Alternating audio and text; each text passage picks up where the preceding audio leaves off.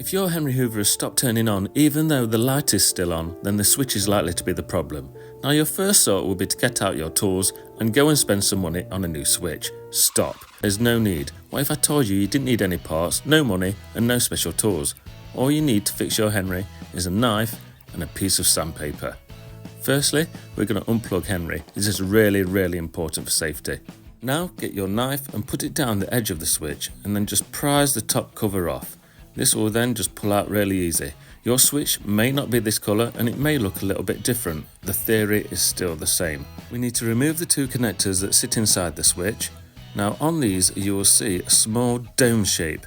We need to clean those parts up with the sandpaper. If you don't have any sandpaper, just use something like a nail file instead. Once you've done this, we need to turn our attention to the connections inside the switch. Now the sandpaper is a little bit hard to get in, so we're just cleaning them up by scratching the connection with your knife. If you'll see, you'll get two black domes that kind of turn into nice clean metal. That makes a perfect connection. Now replace the connectors. They're a little bit fiddly to get in, but they will sit like this. Now push fit in your cover and then just make sure that it's rocking okay as it should do.